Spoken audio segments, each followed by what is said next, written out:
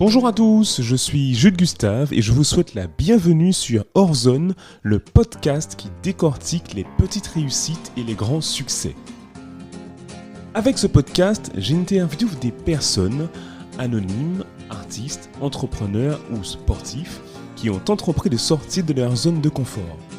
Mon objectif est de décortiquer leur cheminement de pensée, ce qui fait leur motivation et leur réussite au quotidien.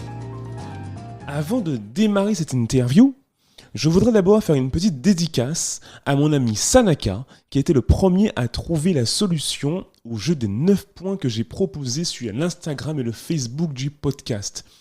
Alors, pour ceux qui ne le connaissent pas, Sanaka, c'est un humoriste français ultra talentueux. Il vient d'être sélectionné par le festival Sérimania pour une résidence d'écriture d'une série franco-israélienne sur 6 mois qui va se dérouler en ligne, plus une semaine à Paris et une semaine à Tel Aviv. Sanaka est également auteur d'une pièce de théâtre intitulée « Mon enterrement de vie de jeune fille » qui reprend le 17 décembre au théâtre Le Passage vers les Étoiles dans le 11e à Paris. Alors, si vous y êtes, allez-y et je vous promets que vous ne serez pas déçus.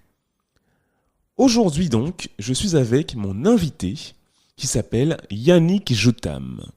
Salut Yannick. Salut Jules, ça va ? Ça va et toi ? Nickel. Ah bah super. Alors Yannick, tu es un multi-entrepreneur, un serial entrepreneur, peut-être on peut dire ça aussi, puisque tu en es maintenant si je ne me trompe pas, à ta 2e boîte. C'est ça, et d'autres activités à côté. Voilà.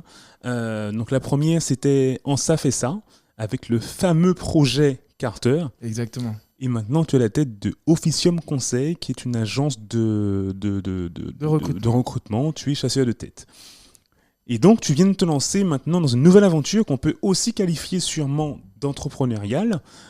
C'est la reprise du spot coworking. C'est ça. Donc, l'espace de coworking de Bimao à Jarry en Guadeloupe. Et en fait, je crois aussi savoir que malgré ton jeune âge, je crois que tu as 28 ans. C'est ça. Donc, tu es déjà passé par pas mal de galères d'entrepreneur. Squatter chez les copains, difficultés financières. Mais malgré tout cela, rien ne semble ébranler ta motivation et ta confiance. Clairement. Et en fait, c'est un peu pour ça que j'ai souhaité t'inviter sur ce podcast aujourd'hui. C'est pour comprendre en fait d'où cela te vient, ce qui te motive et comment tu fais au quotidien pour atteindre tes objectifs. Donc c'est un peu de tout ça dont on va parler dans cet épisode. Ok. Tu es prêt ? On est prêt. Super. Alors du coup, on va fonctionner par thématique. Et j'ai une petite question un peu ice-breaking que j'essaie toujours de poser un peu. J'ai lu quelques-uns de tes articles sur LinkedIn. Oh, mais c'est pas attention aux fautes d'orthographe. Ce n'est pas ce que j'ai remarqué, rassure-toi. Le concept de Big Mind. C'est ça. Qu'est-ce que c'est ? C'est le petit nom que j'ai donné en tout cas à mon état d'esprit, mon mindset. Ouais. Il y a eu un moment de remise en question, je me suis posé et en effet j'ai essayé de rassembler, on va dire, ce qui me ressemble le plus en termes d'état d'esprit, ce qui me motive, ce qui me dépasse également et ce que je peux retrouver également chez des gens et ce qui va m'attirer chez les gens. Big Mind, on va dire, c'est un peu la définition de mon état d'esprit, la vision que je vais avoir pour mon pays, pour ma communauté et qui va se retranscrire sur tout ce que je fais, comment je mange, comment j'agis, comment j'entreprends et comment j'interagis avec les gens. Et Big Mind, en général, c'est l'interaction avec des gens qui ont un peu le même état d'esprit. Un peu ce qu'on va retrouver au spot en général, d'ailleurs. D'accord. Et concrètement, comment ça se reflète dans ta vie quotidienne ? Ça va se refléter dans toutes mes actions, de mon réveil jusqu'à la fin, clairement. Ouais. En gros, c'est le fait de pouvoir prendre conscience de ce que tu fais par rapport à tes objectifs. Par exemple, mon entrepreneuriat, tout simplement, les choix d'activités que je vais faire, les choix de business que je vais faire, les partenariats que je vais faire, je vais toujours me poser cette question. Est-ce que ça répond à ma vision globale, c'est-à-dire la raison pour laquelle j'ai commencé à entreprendre ? Est-ce que déjà il y a un intérêt personnel pour moi également ? Et est-ce que j'ai envie de travailler avec cette personne ? Et puis on y va. Même chose pour la vie de tous les jours. C'est un peu, ça va se retrouver un peu dans la quête de l'équipe que j'ai. Par exemple, si je vais faire du sport aujourd'hui, qu'est-ce que je vais manger aujourd'hui ? Pourquoi je vais au marché plutôt qu'à dans un supermarché ? Voilà. Grosso modo, c'est un peu le mojo, on va dire. Qui va diriger, on va dire, ma vie de tous les jours. D'accord, mais c'est réfléchi ou c'est comment dire naturel chez toi ? Est-ce que tout ce que tu vas entreprendre du coup est calculé ou enfin calculé, pas dans le mauvais sens, hein, mais en tout cas, est-ce que tu réfléchis à tout ça en amont ou est-ce que c'est vraiment naturel? Ben, je te dirais que de plus en plus, je réfléchis en amont. C'est vrai que je suis d'une D'accord. nature assez impulsive. C'est-à-dire, Ouais. si par exemple, quelqu'un va venir me voir et me dire Yannick, j'ai un projet de fou. Et je me rends compte que ouais, c'est vrai que c'est un projet de fou. Il fut un temps, j'aurais foncé directement. Ouais. Aujourd'hui, j'ai compris que l'énergie n'est pas renouvelable, hein. Donc, en général, je dis waouh, c'est fou. Attends 5 minutes. Je reviens vers toi demain.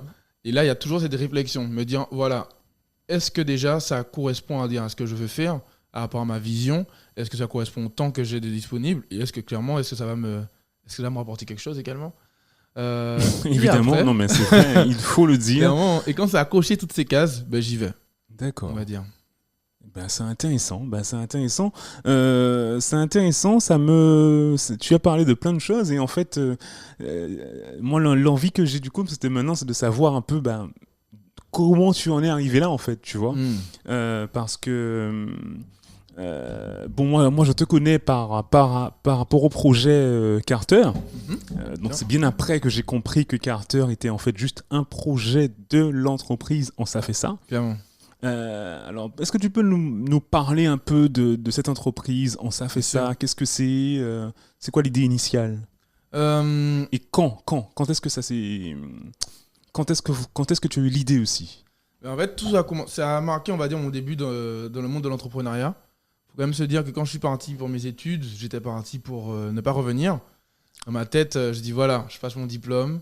Tu te casses de la Guadeloupe. Ouais, je reviens pour les vacances. Je me trouve un petit poste pépère qui m'emmène à Londres et à Barcelone, pourquoi pas. Ouais. Et vas-y, je fais ma vie comme ça. Et c'est finalement quand tu t'éloignes, tu fais le tour du monde, tu reviens, après toujours au point de départ. J'ai fait mon stage à Londres auprès d'une entrepreneuse qui m'a énormément inspiré.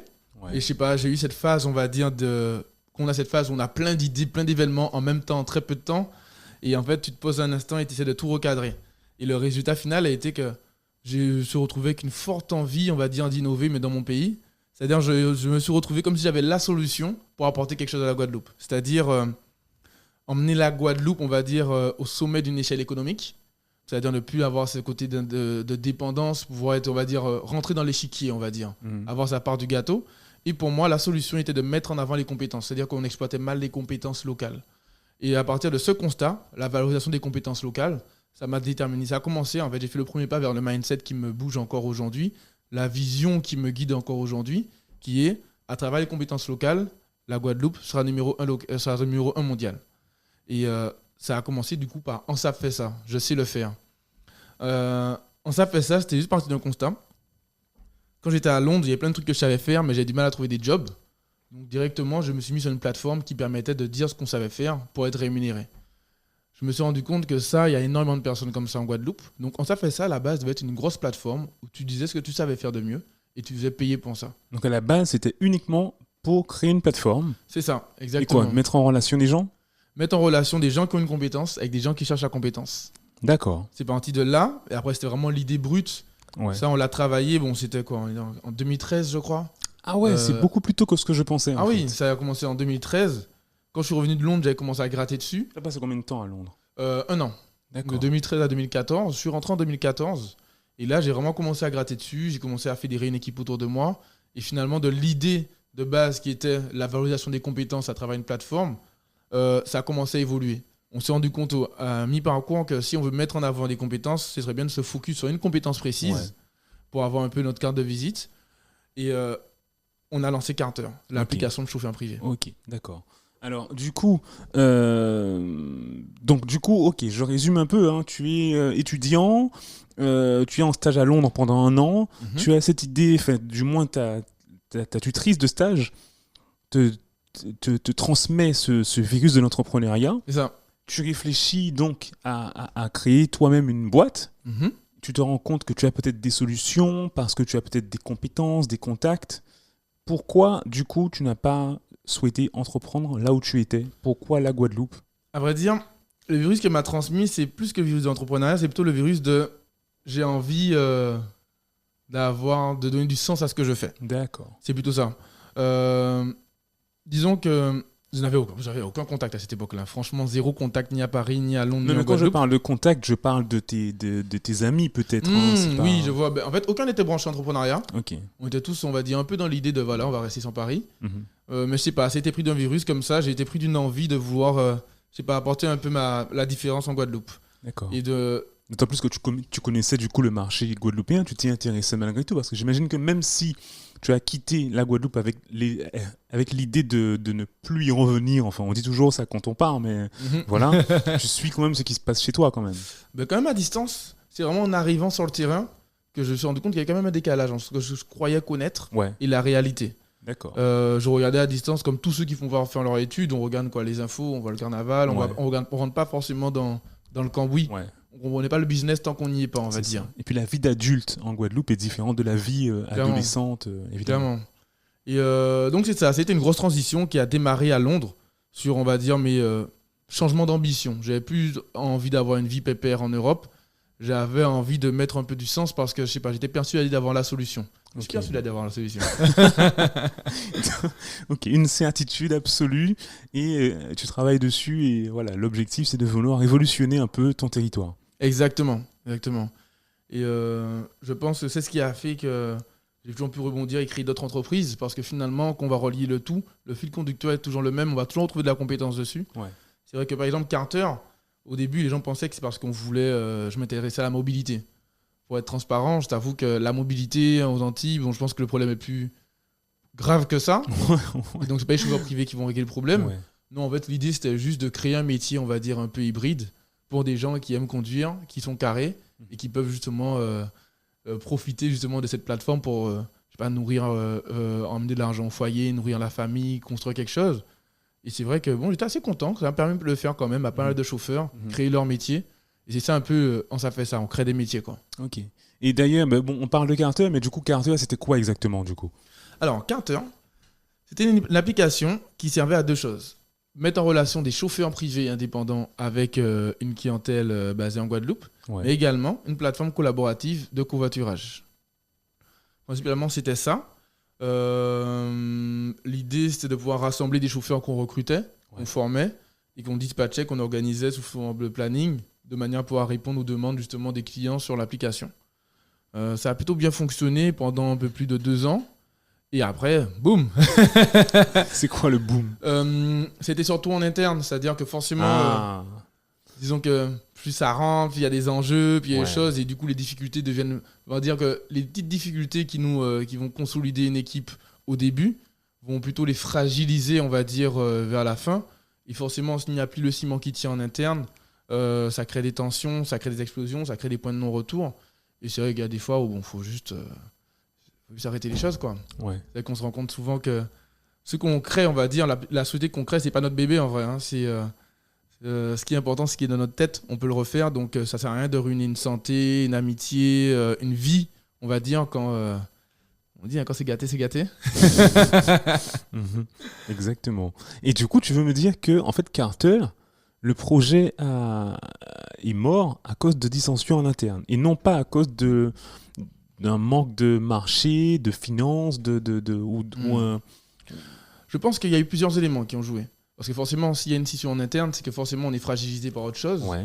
Concernant le marché, je trouvais ça plutôt intéressant. Le marché était très réceptif. Mhm. On va dire, comme je te disais, hein, pendant plus d'1 an et demi, il y a quand même plusieurs chauffeurs chez nous qui ont pu vraiment créer leur métier comme ça, payer leurs factures, Ok. se créer une stabilité. Vous ça, avez c'est créé l'objectif. Carter en quelle année? On a créé Carter, il me semble, en fin 2016. Ok. Ouais, fin 2016. Il y a eu plusieurs grandes étapes, on va dire. Ouais. Je suis rentré en Oui, parce que Guadeloupe. c'est ça, tu as créé Carter depuis Paris. Hein. On a communiqué sur Carter à Paris. Ouais. C'était dans le cadre d'un concours. Quel concours? Innovation Outre-mer? BPI, French Tech, Ok. French Tech, BPI, pitch ton inno. Et c'est un jour, en fait, on était en train de, pendant 1 an et demi avec l'équipe, on était en train de gratter sur le business plan, et puis on s'est dit un jour, bon les gars, arrêtons, hein, allons faire quelque chose. Il y a un concours là, vas-y, on tente, on n'a rien à perdre. Ah, donc pendant 1 an et demi, vous avez planché sur le projet sans C'est lancer ça. le projet? Exactement. On était en sous-marin pendant un très bon moment. D'accord. Déjà, passer de ça fait ça, la grande plateforme qui fait tout, à Carter, l'application de chauffeur privé, il y a eu quand même beaucoup de temps qui sont passés. Ouais. Entre le temps de trouver des développeurs, de ne pas trouver le bon développeur, patati patata. l'étude de marché qui fait perdre de temps interminable. Et le jour, on se rend compte que finalement, on pousse toujours un deadline, peut-être parce qu'on a peur de sauter à l'eau. Ok. Et un jour, attends, voilà. mais pendant 1 an et demi, vous bossez sur le business model, le business plan, enfin toute la C'est ça. partie en amont. Exactement. Pendant un an et demi, c'était ça. On est parti d'une grande ligne. Ça fait ça va faire ça. Ouais. Et puis on a commencé à gratter. Définir les maquettes de l'application, de la plateforme, commencer à comprendre le marché. Ouais. Euh, Mais vous aviez déjà une idée du marché est-ce que vous avez déjà... Tu m'as parlé d'études de marché. Tu as fait une étude de marché à distance? À distance, ouais. Comment tu t'y es pris? Du phoning, un jour on a bouffé l'annuaire. Ah ouais, d'accord. On n'est jamais arrivé au bout, en vrai. Ouais. Pour être honnête avec toi, c'est justement, on commençait à perdre énormément de temps sur cette étude de marché, Ouais. à se dire, mais tiens, il manque tant de numéros à appeler, on n'a pas fini le formulaire, je pense que tout le monde est passé par là. Et puis un jour, je vais pas te mentir, on s'est dit, allez, fuck, on y va. Ben, Il y a un concours, ouais. les gars, soit on le fait pas, mais arrête, au bout d'un moment, il faut passer à l'étape suivante. Ok. Et puis, on a tout fermé, on a répondu au concours, on a fait une petite vidéo sur Facebook qui a bien marché. Ça nous a emmené aux portes de la finale de la compète. Et tout s'est enchaîné à ce niveau-là, en fait. Tout s'est enchaîné à ce moment-là, c'est allé très très vite. Je crois qu'on a eu les premiers retours, les premiers partenariats alors que l'application n'était pas créée. De là, moi, il m'a pas fallu plus, j'ai quitté mon boulot, j'ai pris un billet d'avion. Ah ouais, t'as décidé toi. Ah ouais, ok. une semaine après, j'étais de retour en Guadeloupe. D'accord. Et puis on a Après le commencé- concours. Juste après le concours. Mais ouais. vous avez été lauréat ou pas du concours? On a fini deuxième. Deuxième, Concours. ok. Mais du coup, bon, on n'a rien gagné. Ouais. Mais ça nous a permis de commencer à avoir une première carte de visite. C'est-à-dire, voilà, ben voici Carter. Même par exemple, à l'époque, on s'appelait encore On ça fait ça. Ok. L'application qui va faire des chauffeurs privés. Ok. Euh, Et d'ailleurs, Carter, ça vient d'où ce nom? Alors, Carter, je me suis vraiment réveillé un jour comme ça. Un jour, on s'est dit, bon, les gars, On ça fait ça, l'application de chauffeur privé, on n'est plus trop dans le même thème, faut trouver quelque chose. Ouais. Et je crois qu'un jour, je me suis réveillé dans la nuit en mode, évidemment, les gars, Carter. Carter, ok. c'est une pièce d'un véhicule également. Ok. Il y a car dedans. Et l'idée, c'est, voilà, avant, tu prenais le car, maintenant, tu prends ton Carter. Ok. Donc, on a mixé un peu le D'accord. tout. On s'est dit, Ok. ok, vas-y, ça passe, on fait un petit logo. Ok. Et puis, on y va. Ok. C'est bien produit. Ça a vraiment été un produit qui a été créé en plein vol, finalement. Autant au début, on a un peu ramé. Autant à la fin, on a sauté. On s'est dit, on va voir ce que ça donne. Et Mais c'est par des rapport à la... Alors, aujourd'hui, c'est la mode du fameux MVP, du fameux... ça. Voilà, fail fast, ce genre de choses. Donc, Mhm. je veux dire, plancher pendant 1 an et demi sur un sujet avant de le lancer, est-ce que tu aurais fait pareil aujourd'hui? Clairement, non.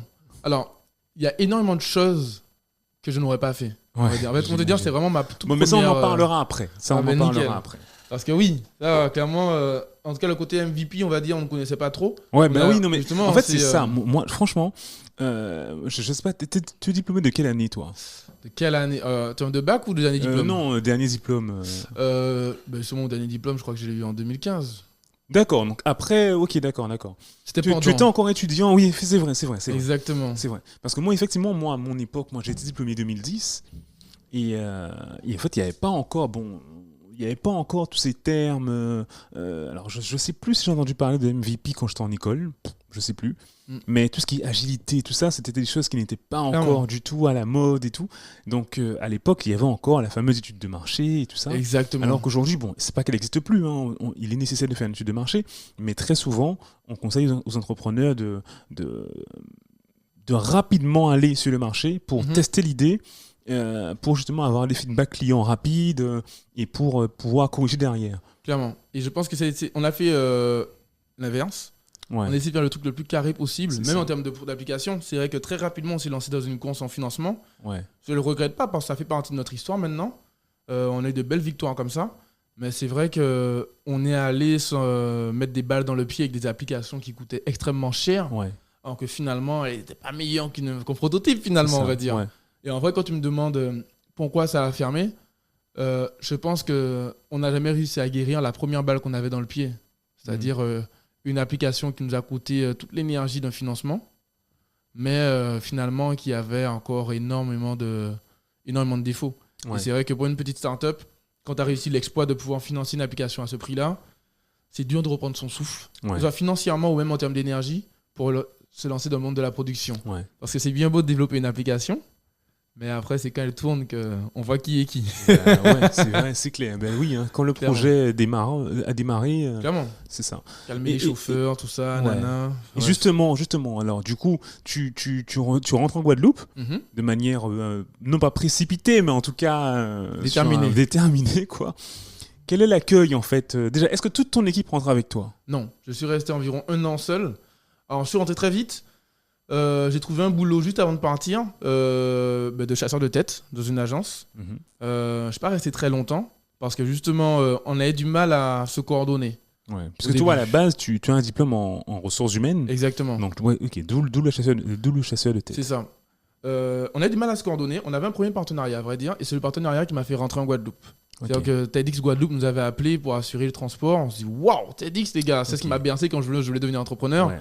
Je dis, non, les gars, on y va. Ouais. Et finalement, on l'a perdu, ce partenariat, parce qu'on a pris du temps à s'immatriculer, des trucs administratifs tout bêtes. Et en fait, je me suis rendu compte à un moment qu'on a perdu quand même l'étape rentrer en Guadeloupe, charbonner sur Carter, à rater, parce que lorsque je me remettais en question, j'étais un peu le cul entre deux chaises. Moitié salarié, moitié entrepreneur. Donc je suis resté 3 mois salarié dans mon agence et après je suis passé à mon compte. Et là, je me suis mis vraiment totalement focus sur Carter. Pendant, je crois que mon premier associé m'a rejoint après 1 an, D'accord. vers la seconde moitié de la campagne de crowdfunding. Ouais. Et derrière, l'autre associé nous a rejoint juste après encore. Vous étiez 3 à la base. Hein. On a beaucoup bougé, hein, franchement. Ouais. On a fait beaucoup bouger. Ouais. On me demande Ok. souvent, on se dit combien, elle fait en mode waouh, attends un peu. Ouais. Ça change beaucoup. Ouais. Ok. Et donc, tu me dis, quoi, campagne de crowdfunding, donc rapidement, vous cherchez des financements, vous n'avez pas de fonds propres du tout? Les premiers fonds propres, on va dire, c'est là où on a commencé. Les premiers fonds propres, je les ai rassemblés quand je travaillais en chasseur de tête à Paris, je mettais Ouais. de côté. Ouais. Mais également, j'avais commencé avec Deliveroo. Le business model ressemblait beaucoup à ce qu'on voulait faire de Carter. Donc, pour Ouais. découvrir un peu comment ça fonctionnait et en même temps mettre des sous de côté, on avait commencé à mettre de côté par rapport à ça. Les fonds propres, on a fait peut-être En fait, on s'est engagé avec une agence de développeurs très vite. Et je pense que c'était notre erreur. Tous les fonds propres, dès le départ, ont été brûlés pour la compte du développement. Ouais. Et en fait, à chaque fois, c'est un monstre qui a faim. Ouais. Il fallait toujours aller chercher de l'argent de manière à finaliser le montant de l'application qui était de 45 000 euros. Ouais. Et pour une petite startup qui arrive sans fonds propres, fin d'étudiants, jeunes diplômés et tout, aller chercher 45 000 euros dès le départ, c'était chaud. Ouais. Déjà qu'on a lâché les 5 000 euros, les premiers 5 000 euros, ça m'a fait mal. J'imagine. Et très vite, le développeur nous disait, les gars, vous êtes gentils, mais il faut payer le reste. Donc là, on a commencé à changer les objectifs, se dire, il faut ramener de l'argent. On a tout essayé, prêt. Vous êtes endetté carrément? Oui, quand même. Hein. Ah, d'accord. Oh, il y a un petit endettement vers la fin. Hein. D'accord. C'est pas tout rose. Enfin, moi, en tout cas, personnellement, Ok. aujourd'hui. Pour t'expliquer un peu le cursus du financement, on a commencé, j'ai fait un fonds propre, j'ai fait du Deliveroo pendant une petite année. Ça a servi à payer la compte de développement. Quand tu dis que tu as fait du Deliveroo, tu as bossé pour Deliveroo? Ouais. Ok. Ouais, c'est-à-dire, je finissais le travail à l'agence, je prenais mon petit vélo et puis on enchaînait. D'accord. ok. J'adorais le vélo, j'adorais Ok. la bouffe, j'aimais Ok. bien l'argent, c'était Ok. nickel. Ok, d'accord. Donc voilà. Ensuite, dès que j'ai quitté mon agence en Guadeloupe, je suis passé à mon compte, donc une partie de mon chiffre d'affaires rentrait pour Carter. Mais après, derrière, on a commencé à faire le tour des banques, on est allé à Audacia, des trucs comme ça, mais on n'était pas forcément crédible. Personne ne connaissait ma tête et Bah autres. ouais. Et en même temps, la concurrence arrivait. Une concurrence qui arrivait avec des fonds, de l'argent et une application déjà développée. Qui ça? Je sais pas si tu te rappelles de Burn Move. Non, pas du Ben, tout. on était en très grande guerre, à vrai dire, à un moment. La différence s'est faite au niveau des chauffeurs, finalement. Les chauffeurs étaient chez nous, donc ils ont pas. Ça s'est fini vite. Mais en tout cas, ils nous ont fait peur. Parce qu'eux, ils avaient une application déjà toute faite, ils Ok. avaient des sous. Ouais. Et voilà. Ce qui fait que c'est bien, ça nous a boosté, on va dire. Je pense que toute la quête de financement, je l'aurais faite. La seule chose que j'aurais changé, c'est j'aurais plutôt payé un prototype. Plutôt que payer 45 000 euros une application, Ouais. j'aurais payé 8 000 euros une application. Ouais. On serait retrouvé avec du budget pour se payer un salaire, nous, Ouais. pouvoir prévoir en trésorerie, pouvoir payer plus de chauffeurs, blablabla. Et c'est vrai que finalement, charbonner pour 45 000 et donner 45 000, ça fait mal. Mais bref, on a commencé comme ça. On a lancé une campagne de crowdfunding express, je m'en rappelle bien. On avait un ultimatum de la part de l'agence des développeurs pour payer une partie. Une agence de Guadeloupe. Hein. Ouais, c'est ça. Ok.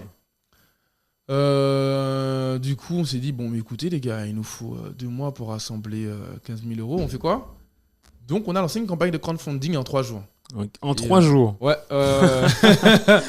encore de ça, on Ok. disait vous êtes tarés les gars. Ouais, parce que oui, le crowdfunding, normalement, c'est un projet en lui-même. Hein. Ah oui, c'est Ça clair. prend du c'est temps. clair. Mais là, c'était un peu, j'avoue que c'était un peu l'énergie du désespoir. Ouais, Clairement. C'était ça ou rien, où on arrête, ou on rentre chez nous. ok. Du coup, on l'a fait. C'était une bonne petite victoire. On a rassemblé 14 000 euros. Ça a permis déjà de payer une bonne partie En combien de temps en 40 jours. D'accord. Et comme on dit, l'argent entraîne l'argent. Et du coup, on a eu enfin notre premier accord pour le prêt croissance TPE Ok. Ouais. pour financer le reste de l'application. Et ça, c'est un prêt. C'est quoi? C'est un prêt, donc tu le. Ah ouais, tu- c'est un prêt. C'est pas... Ouais, Beaucoup de gens ça- croient que c'est une subvention Ouais, d'ailleurs. Ce jour-là, ouais. on a fait une belle photo avec le président de la région. Il Ouais. faut savoir que Carter n'a jamais reçu un seul euro de subvention. Hein. Mhm. Tout l'argent qu'on a reçu aujourd'hui, tout l'argent qu'on nous a donné, ben, c'est le love du crowdfunding. Clairement, c'est la communauté. Sinon, le reste, on est allé chercher notre argent et jusqu'à présent, on rembourse notre argent. Ah, jusqu'à présent, t'es endetté là-dessus? Ah ouais. Ah ouais, d'accord. Ok. Ok. Bah dis donc. C'est le game, hein. Disons que ça permet d'apprendre, même de pouvoir même transmettre pour qu'on fasse mieux que nous. Et même sur mes autres sociétés, pouvoir comprendre, on va dire, comment ça se passe, où est-ce que j'ai merdé sur la première expérience, qu'est-ce que Ouais. je peux faire de mieux, à quoi sert l'argent, à quel moment demander du financement, à quel moment ne pas en demander. Voilà. Et ne jamais demander de l'argent qu'on en a besoin. Ok. Surtout. Ouais, c'est ça. Ouais. De ne jamais demander d'argent quand on en a besoin. Ça, c'est règle de une base. phrase, c'est une phrase en or, ça. Mhm. Exact. Non, mais c'est super. Et du coup, comment tu faisais pour gérer Alors, moi, je suis arrivé en Guadeloupe en 2017. Mhm. Et du coup, à l'époque, donc, je connaissais Carter. Je connaissais aussi, c'est pas du tout un concurrent, mais Carrefourly, qui donc était donc la société plutôt basée en Martinique, même s'il il fonctionnait aussi ici. C'était de la mise en relation entre chauffeurs pour justement des locations touristiques plutôt. Exactement. Euh, Plutôt location automobile, en gros, des propriétaires. ouais. Plutôt mise en relation entre les propriétaires de véhicules et justement des touristes. Et des touristes, c'est ça. Voilà. Et moi, ce qui m'avait marqué, c'est de voir les gars de Carrefourly qui avaient une relation, comment dire ça, humaine assez forte avec leur chauffeur Mhm. et avec leurs clients. Comment toi, tu gérais ça, cette relation avec les chauffeurs? Mais je pense que c'est pour ça qu'on s'est toujours aussi bien entendu avec Carrefourly. D'ailleurs, un grand merci à eux. Ils nous ont donné une énorme force lors de notre campagne de crowdfunding. Ouais. Franchement, jusqu'à présent, j'admire enfin ça. Ouais. On se rapprochait beaucoup par rapport à ça. On avait une énorme relation de proximité avec nos chauffeurs. Mhm. Ben là, à l'endroit où on fait notre podcast, avant c'était les bureaux de Carter.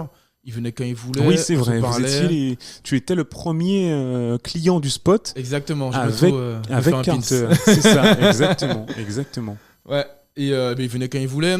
Ils savaient où j'habitais. De toute façon, à l'époque, on n'avait pas de bureau, donc les rendez-vous se faisaient chez moi. Ils venaient sur ma terrasse. Quand ma fille est née, je faisais les réunions. Il y avait ma fille sur le bras et on faisait les réunions sur la table. Ouais, On clôturait par un petit punch comme il fallait. ouais. Et derrière, oui, on se parlait franchement quand il fallait se parler franchement. On s'engueulait quand on s'engueulait. C'était une famille en vrai. C'était une vraie famille. Et de belles relations. Jusqu'à présent, je travaillais encore avec eux. Et c'est vrai, c'est une relation de confiance où on se parlait vraiment franchement. Comme ils disaient, oui, Yannick, là, tu déconnes. Ou là, Yannick, ton application est nulle. Ils me le disaient sans mâchouiller leurs mots. Mais derrière, ce qu'ils faisaient, c'est qu'il y avait une relation où ils charbonnaient. S'il fallait se lever à 2 heures pour faire une course pour sauver le client, même si une course 10 euros, ben même si on s'était engueulé il y a 1 heure, ben ils prenaient leur voiture et ils y allaient. Ouais, Et ça, c'était beau. ouais. Ça, c'est génial. Et du coup, tes chauffeurs te connaissaient personnellement, parce que c'est ce que j'ai compris, hein, en Guadeloupe surtout, ils ont besoin de savoir qui est derrière ce projet-là, Clairement. surtout quand c'est un projet digital. Et du coup, ils ont besoin exactement de savoir à qui se plaindre, en fait. Clairement. Qu'est-ce qu'il faut aller voir quand ça merde, en fait. Clairement. C'est vrai qu'il y a une relation de confiance qui s'est créée parce que déjà, oui, quand il y avait un problème, je répondais. Ouais. Et surtout, avant tout, j'ai été le premier chauffeur de Carter. Ouais. Et ils ont pris du temps à accéder à la plateforme administrative qui gérait les courses. Mais justement, c'est lorsque un des chauffeurs qu'on a nommé chef de chauffeur a eu accès à ça. Et c'est là où ils ont arrêté de se plaindre. Ils se sont rendus compte que j'ai déblayé derrière eux. À l'époque, les courses de Carter étaient à 2 € et les gens nous testaient sur des courses à 3 h du matin. Ma fille venait de naître. Donc, vous faisait des allers-retours, des fois à Bouillante, à Sainte-Anne, pour des courses minables. Et qui a fait qu'après, on a pu se faire une notoriété qui ont fait que leur course était à minimum 10 € et c'était décent. Et quand ils ont regardé, du coup, les courses, ils se sont rendus compte que malgré toutes les courses qu'ils ont fait, ils n'ont pas encore atteint mon nombre de courses. Mhm. Ils se sont dit, OK. Donc, il a mouillé la chemise. Et surtout ça, en fait, je pense qu'il y avait un respect mutuel parce que Ouais, mouiller la chemise. ils ont vu comment toi tu t'es impliqué avant même que eux ne commencent, quoi. C'est ça. Et même quand ils ont commencé, les préserver de certaines courses, des choses comme ça, qui fait que, oui, lorsque j'ai passé le flambeau au niveau chauffeur en disant, bon, ben les gars, maintenant c'est vous, ben, ils ont compris que c'était pas juste démerdez-vous, c'était on a bien nettoyé derrière vous, là vous avez un boulevard, allez-y. Comment tu fixes d'ailleurs le tarif? Parce que je veux dire, pour ceux qui connaissent pas la Guadeloupe, hein, la Guadeloupe c'est un territoire, alors je sais même plus combien de kilomètres carrés ça fait, mais en gros, à peu près beaucoup de choses quand même sont regroupées un peu au centre de la Guadeloupe, entre Bémao, Gosier, Sainte-Anne. Hein. Déjà les courses étaient plutôt en journée ou en soirée? Ben écoute, il y avait des phases de rush et des phases cool. Ouais. Les grosses phases de rush, c'était le matin, très tôt pour les gens qui allaient travailler. Ouais. Une petite phase entre midi et deux, mais c'était gentil. La phase de retour, les gens qui sortaient du travail. Et après, les phases le soir, les gens qui sortaient et autres. Et il y avait quand même une belle population nocturne quand même qui sortait de nuit. Et c'est des belles courses. Le business model était assez simple dessus. L'algorithme était très, très simple, peut-être même trop simple. Kilométrage, temps de course et l'heure de la course. Et à partir de là, ça faisait un tarif. Et bien sûr, une distance, un tarif minimum qui a augmenté au fur et à mesure. Le business model, en fait, comme toute start-up, le business model se teste. On était encore en plein test de business model. Ce dont Carter disposait, clairement, c'est une communauté et un marché. Après, il fallait encore qu'on travaille notre business model. Oui, parce que vous avez une communauté effectivement en ligne qui était assez importante et très engagée en plus. Clairement. Et en gros, il fallait juste qu'on travaille. Je pense qu'il y avait de grosses choses à faire encore, c'est dommage. Il fallait juste encore challenger le business model. Des fois, j'ai des idées comme ça qui viennent. Je me dis, ah ouais, putain, j'aurais fait ça.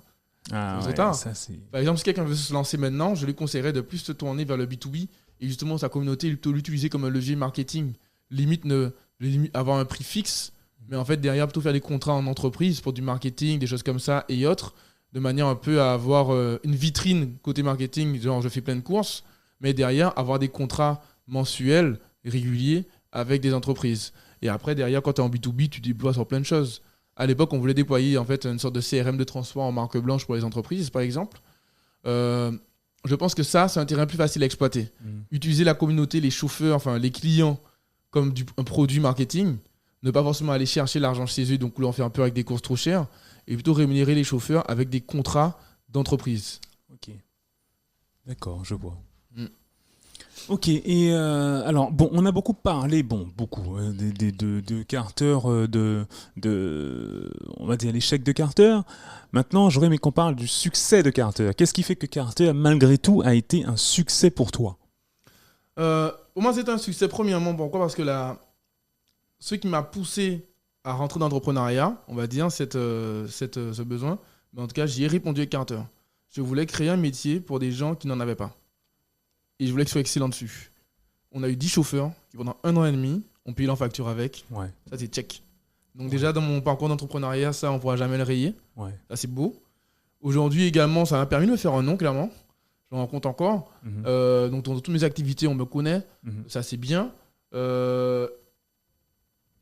aussi, on a pu faire de belles victoires quand même en termes de levée de fonds ou autre, de créer cette communauté, on va dire. Ouais. En fait, ce qui me fait plaisir avec Carter, c'est que quand même, avec une vision commune avec mes associés, on a réussi à mettre de l'énergie, prendre nos tripes, c'est tout ce qu'on avait de toute manière. Et en partant de rien, je rappelle bien, ce qui a changé, c'est qu'on a dit on n'a rien à perdre.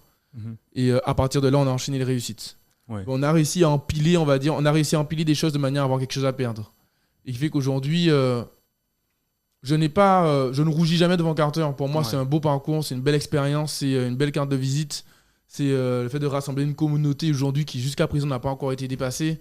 De se rapprocher de partenaires commerciaux avec qui je travaille encore, et aussi de pouvoir laisser, on va dire, une ligne dans l'histoire, quoi. Ouais. Donc, dans tous les cas, réussite ou pas réussite, est-ce que je mange avec ça ou pas? Ça, c'est quelque chose, en tout cas, qui ne sera jamais effaçable dans l'histoire de l'entrepreneuriat guadeloupéen. C'est vrai. C'est vrai qu'en plus, à l'époque, on parlait du UBA local. Et je veux dire, on avait tous conscience qu'il fallait un truc comme ça en Guadeloupe, quelque chose qui nous permet de nous déplacer sans prendre notre propre voiture Mais voilà, c'est pour qu'on puisse rentrer chez nous, tout ça. Et vous l'avez fait. Alors, je ne sais pas du coup si derrière, quelqu'un pourrait faire la même chose en mieux, que ça réussisse. Ça, je ne sais pas. D'ailleurs, je voulais te poser la question, d'ailleurs. Qu'est-ce que tu penses du coup sur le marché guadeloupéen? Est-ce que le marché guadeloupéen était à l'époque prêt pour ce genre de solution, en fait? Je pense que oui. Sinon, on n'aurait pas une réponse aussi positive. Ouais. Par contre, c'est dans la définition même de la start-up. C'est-à-dire qu'aujourd'hui, on était vraiment une start-up. Ouais. Là, aujourd'hui, je monte plus de start-up. Je monte des business classiques. Mais une start-up, par définition, crée son business model en plein vol. Ok, ouais. Mais par contre, du coup, elle a besoin de cash à brûler pour tester son business model. Sauf que aujourd'hui, ce qui se passe, il n'y a pas forcément les ressources nécessaires pour tester ton business model. Ce qui fait que tu as peur de prendre des risques, ou sinon tu prends des risques et tu t'en prends la figure. Il y avait un marché, parce que la communauté était présente, il y avait des clients réguliers, les chauffeurs mangeaient. Par contre, il fallait être en capacité de pouvoir changer de business model très rapidement, pouvoir investir sur autre chose très rapidement, pouvoir rebondir, pouvoir tester, pouvoir valider, confirmer. Et c'est peut-être pas ce qu'on n'a pas eu le temps de faire. Par exemple, à l'époque où ça a implosé en interne, on était en plein revirement de business model pour aller titiller le B2B. Aujourd'hui, je travaille qu'en B2B et je pense que ça aurait été une excellente idée en vrai. Parce que, oui, quand tu as une communauté, clairement, tu peux tout faire. Ouais. Clairement. Ouais, je vois. Et qu'est-ce que tu as... Alors maintenant, tu as... Donc Carter, l'arrêt de mort un peu de Carter, c'était quand exactement? En gros, ils ont eu des petits conflits en interne. Donc j'ai préféré m'éloigner. Ouais. À un moment donné, par rapport, on va dire, à des décisions avec lesquelles j'étais pas d'accord. Ouais. Ce qui fait que je me suis retiré de la société pour me concentrer d'ailleurs sur Officium Conseil. Oui, que tu avais créé en parallèle en fait. C'est ça, exactement. Ouais. Okay. En fait, disons que la micro-entreprise avait été créée en même temps. Okay. Et en fait, j'ai décidé de passer en société, en cabinet, en quelque chose de solide, aller titiller les concurrents à ce moment-là. Ok, d'accord. De développer vraiment ton activité là-dessus. Okay. Exactement. Ce qui s'est passé, c'est que du coup, j'ai pris énormément de recul par rapport à Carter. Les chauffeurs, en fait, on avait une relation très, très intime, on va dire. Et qui fait que quand je suis parti, ils n'ont pas eu la même relation. Et la plupart des chauffeurs, c'est les chauffeurs qui avaient été débauchés de Uber. Donc, ce qui font qu'après un mois de mon départ, ils ont finalement parti. Okay. Et forcément, c'est la ressource principale de Carter. Donc, pas de chauffeur, pas de course, pas d'argent. D'accord, ok. Et qu'est-ce que... Justement, ton expérience sur Carter, comment tu t'en es servi derrière sur Officium? Parce que sur Officium, du coup, tu étais seul, du coup. J'ai commencé seul. Après, j'ai pu justement être accompagné d'un partenaire qui a permis, en tout cas, d'atteindre mes objectifs sur Officium Conseil. Mais l'expérience sur Carter, ça a été quoi, on va dire? De prendre du recul sur chaque chose, d'avoir une vision un peu plus sur le long terme, de ne pas réagir de manière impulsive sur des besoins, on va dire, et de pouvoir entretenir également, comprendre un peu mieux le marché. C'est vrai que j'étais très sur un B2C, beaucoup sur la population, et là, Officium Conseil, c'est un cabinet de recrutement, donc on était très sur de l'entreprise. Déjà, ce que ça m'a apporté, déjà, c'est peut-être des portes d'entrée à certaines entreprises. Ça, clairement, c'est pas à nier. Ça a apporté une certaine expérience, parce que j'ai appris énormément. C'est que Carter, c'était un sprint sur 3 ans, en fait. C'est quand je me suis posé sur Officium Conseil, j'avais des acquis, en tout cas, qui étaient inébranlables, qui m'ont permis d'aller beaucoup plus vite, de créer mon business beaucoup plus vite, de créer des relations avec les clients, de capable de pouvoir réagir à des crises très vite, que ça aille bien, que ça aille mal, et de ne pas réagir de manière impulsive, et de pouvoir toujours, même chose, on va dire, toujours aller dans la même lancée que Carter. Parce que finalement, il y a toujours un point commun entre Carter, on s'est fait ça, Officium Conseil, c'est la valorisation des compétences. Ouais. Ce qui fait que ça m'a... Il n'y a pas eu de pause entre Carter et Officium Conseil. Parce que pour moi, c'est comme si je faisais la même chose, on va dire. Ouais. Et après Officium Conseil, même chose. Le spot, même chose. C'est toujours le même mojo qui est dans la tête. Big Mind, on en parle. Ouais. C'est toujours ça, en fait, qui me motive. C'est un peu mon gasoil. D'accord. Ok, super, super. Moi, on a eu une petite conversation la semaine dernière où il y a un truc que tu m'as dit qui m'a un peu marqué. Tu m'as dit que tu avais quand tu avais une vision, tu t'en rappelles? Ouais. Tu ne supportais pas trop qu'on remette en cause ta vision. Oui, c'est vrai que je me remets beaucoup en question aujourd'hui, par exemple par rapport à Carter. Je pense que oui, il y a des choses que je reproche à mes associés, par exemple. Mais quand on prend du recul, de toute façon, c'est comme un mariage. Hein. Si ça pète, c'est que forcément, il y a des torts des deux côtés. C'est ça. Et je pense que la vision, c'est comme un super pouvoir. Aujourd'hui, c'est ma vision qui m'a permis déjà... Je pense que j'aurais pas été le même homme si j'avais pas eu cette vision que j'ai eue à Londres. J'aurais eu une vie lambda. Je me serais fait plaisir à Londres, tranquille, ou à Barcelone, j'en sais rien, mais je ne serais pas progressé. Aujourd'hui, quand je regarde en arrière, je suis plus du tout le même homme. Parce que j'ai à force de la volonté, boostée par ma vision justement, j'arrive à changer des choses en moi, m'améliorer, me remettre en question très fortement sur des choses et y aller. Et en parallèle, cette vision également, ça, c'est comme un super pouvoir, si tu la laisses te dominer, tu te fais bouffer. Et des fois, en fait, tu n'as pas de recul. Tu es à fond en mode biscuit sans frein avec ta vision et tu n'entends pas ce qu'on te dit. On va te parler, tu entends blablabla. C'est ça, en fait. Est-ce que tu ne penses pas que la vision, c'est pas aussi... Je pense, surtout quand on est entrepreneur, que c'est extrêmement important. Mais est-ce que c'est pas aussi quelque chose qui peut te bloquer et t'empêcher, en fait, de te remettre en question, d'accepter la critique? Clairement, je pense. Clairement. Et des fois, ce qui est dur, c'est que c'est très difficile de dire à quel moment tu as raison ou tu as tort d'être borné. Parce que je pense que quand tu as une vision, il faut être borné également. Tout en étant capable de faire des grosses remises en question. C'est bizarre, hein? Prends l'exemple du crowdfunding. Le crowdfunding, j'ai forcé toute mon équipe à la faire. Justement, on s'est séparé d'un associé comme ça. Il m'a dit, Yannick, t'es un gros taré, tu fais une fuite en avant, et il a arrêté de bosser avec nous. Il m'a dit, voilà, tu t'es mis une balle dans le pied, tu vas foirer, tout ça. Ben oui, un crowdfunding en 3 jours, je me rappelle, j'avais demandé à un gars qui est en communication avec moi, ok, il faut faire quoi pour faire une campagne? Il m'a dit, il faut 1 mois. Je dis, ok, on va le faire demain. Mais ça, c'était ma vision qui parlait. J'ai dit, les gars, si on fait pas le crowdfunding, on crève. Et moi, je crève pas. Donc, on va la faire. Ça, c'était un côté têtu, borné, parce que je savais que j'avais raison. Eh ben putain, j'ai eu raison. Parce qu'en plus, alors, sans pour autant, enfin, je connais un petit peu de loin en fait ce système. Souvent, dans le crowdfunding, tu as même les équipes de la société de crowdfunding qui peuvent t'accompagner pour concevoir le projet de crowdfunding. Exactement. Là, ils nous ont accompagnés pour la page d'accueil. En fait, on a dû pousser. Vous l'avez fait avec quel Ulule. partenaire? Oh, Ulule, ok. Exactement. Donc, ils nous ont conseillé pour la page d'accueil. On l'a relancé plusieurs fois avant validation. C'est vrai que ça a pris 3 jours et pas 1 jour, d'ailleurs. Mais après, derrière... Donc, à la base, tu dis au gars, moi, je vais faire une campagne de crowdfunding et je veux qu'elle soit live dans 3 jours. Enfin, demain, quoi. C'est ça. Je vais lancer quand le mec te dit, ok. Là, il me dit, vraiment, ta page est dégueulasse, tu vas rien faire. On a tenté, on a amélioré, on a relancé. Et puis, au moment, il dit, ok, bon, ça passe, vas-y, débrouillez-vous. D'accord. Et normalement, quand tu lances une campagne de crowdfunding, tu as un objectif à atteindre. Ça. C'était, il me semble, c'était combien encore? 11 000 €, je crois. D'accord. Et d'ailleurs, si tu ne l'atteins pas, il se passe quoi? Tu perds ton argent. Ah ouais, d'accord. Et donc, comment tu fixes le montant? Bon, on l'a fait un peu... Je t'avoue qu'on l'a fait un peu à la louche. Hein. Ouais, ok. À la base, de toute façon, il me fallait 30 000 € pour financer le reste de l'application. Ok. 35 000 € plus précisément. À la base, je voulais mettre 35 000 €. Là, j'ai écouté mes associés. J'ai dit, ok. Bon, d'accord, on va la faire en 3 jours, mais on va descendre le truc. Et du coup, on est descendu à 11 000. Finalement, on a pu obtenir les 14 000, ce qui est bien. Et finalement, ils avaient raison parce que derrière, on a pu choper autre chose. Ça veut dire que, des fois, il faut faire un forcing. Tu as une vision parce que tu vois plus loin que les autres. Et faut y aller. Mais il y a des fois, en effet, ta vision, par contre, c'est tes propres œillères. Et c'est dur de faire le discernement entre quel moment il faut être têtu, quel moment il ne faut pas être têtu. Et pour ça, je pense c'est prise de recul, spiritualité et être capable de pouvoir rester serein à toute situation. Et tu y arrives aujourd'hui? Beaucoup mieux. Il y a des fois où je pense qu'on n'est pas infaillible. Hein. Il y a des fois où je me surprends à retrouver dans mes vieux travers de Carter. Je me reprends. Mais c'est vrai que il y a d'autres fois où je me surprends en me disant c'est bien Yannick, hein, tu remets en question, tu as laissé passer.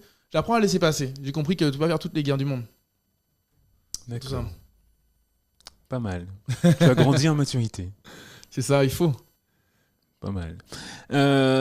Tu parles de spiritualité. Justement, ça me permet d'aborder un dernier thème, sûrement, qui est celui de la motivation, de ce qui te booste en fait au quotidien. Est-ce que tu peux me parler aujourd'hui? Quelle est ta journée type aujourd'hui? Écoute, tu me parlais encore de Big Mind, qu'est-ce que ça agit dessus? C'est les mêmes choses également. Big Mind, la base de Big Mind, c'est on part du principe que tout est connecté. Tout est connecté, les rencontres que tu vas faire, tes échecs, tes réussites. Et derrière, il faut juste être prêt à les recevoir, comprendre les signes. Donc le matin, quand je me lève, déjà, vu que tout est connecté, le corps, on l'entretient, il faut. Mon petit déj. En fait, je prends du principe que j'aime bien me lever tôt pour prendre soin de moi la matinée. C'est un peu mon ancrage, c'est mon repère. C'est le seul truc qui ne bouge pas. Après, ma journée peut être totalement what the fuck. Et ça arrive souvent. Mais je dis qu'au matin, c'est mon matin. Donc je me lève, je fais mes petits pancakes, je fais pancakes pour ma fille, je fais mon petit sport. Puis là, il me reste du temps. Petite méditation, petite prière, toujours avoir de la gratitude. Après, on est prêt, on se lance.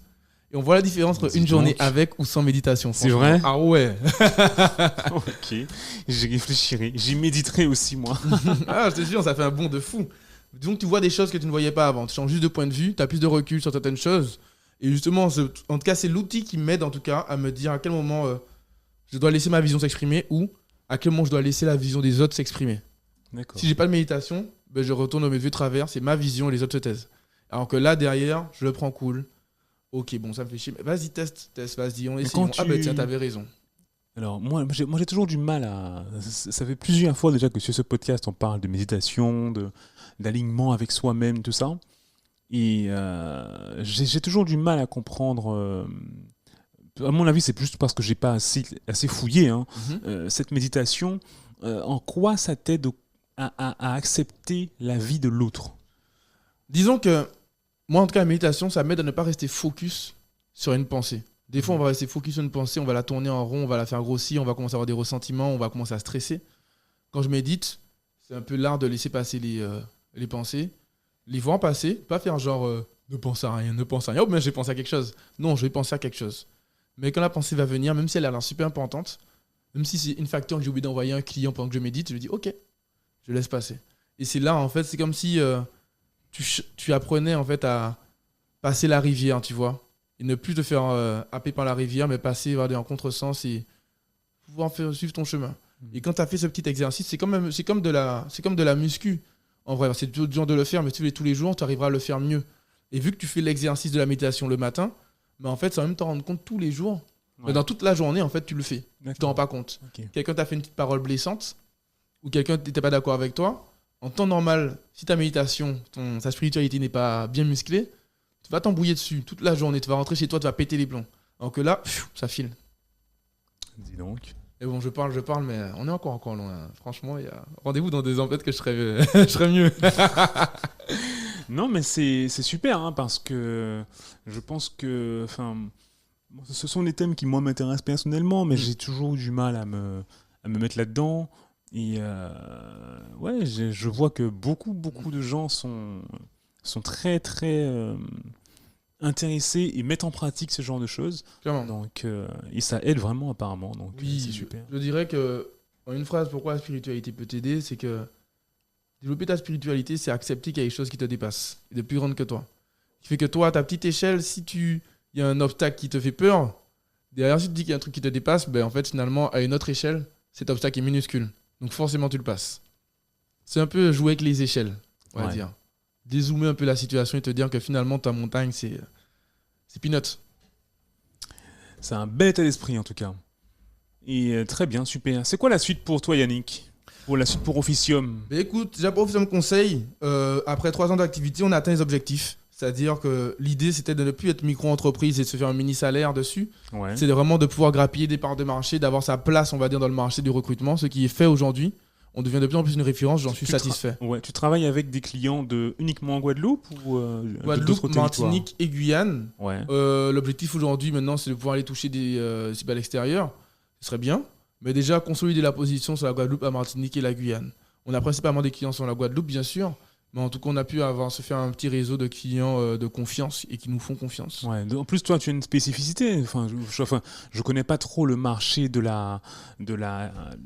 chasseurs de tête, mais tu es accompagné avec des psychologues, tu as une équipe autour de toi. C'est ça.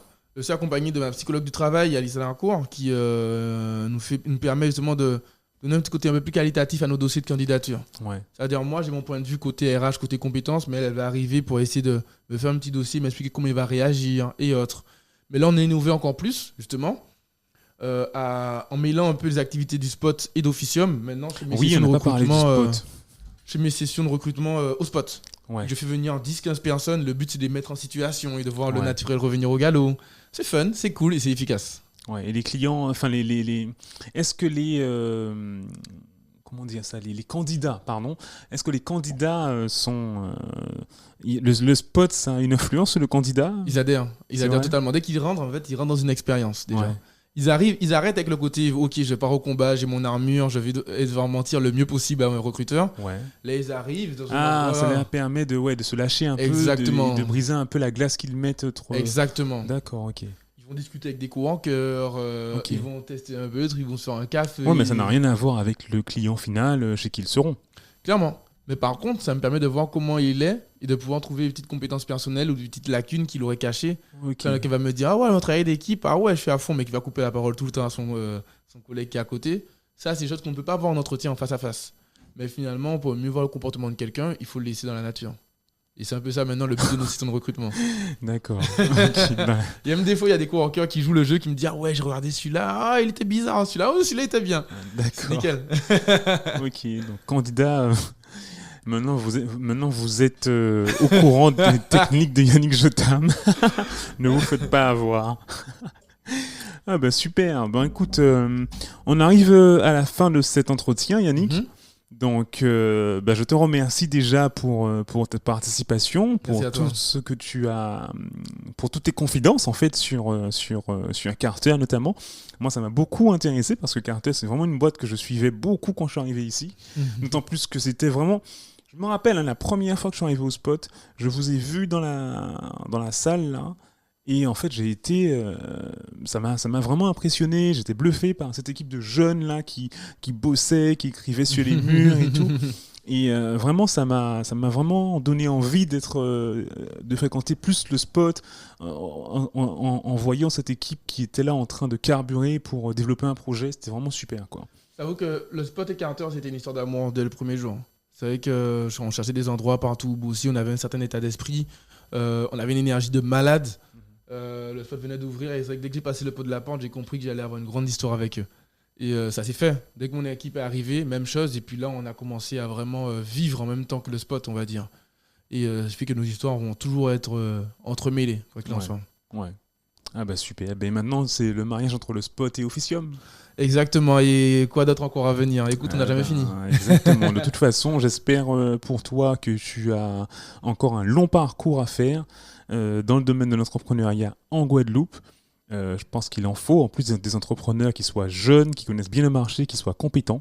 Mm. Donc, je pense que tu as un grand boulevard devant toi. Donc, c'est super. Il n'y a plus qu'à. Longue vie à toi, longue vie à Officium.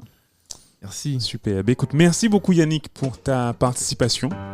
Merci également à tous les auditeurs. J'espère que cet épisode vous a plu.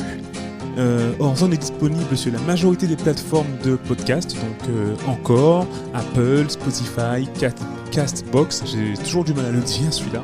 Bientôt il sera également sur YouTube, j'y travaille là. Donc si le podcast vous plaît, je vous invite à mettre 5 étoiles, à mettre un petit commentaire pour nous dire ce que vous en pensez, parce que c'est vraiment ce qui permettra de faire décoller le podcast.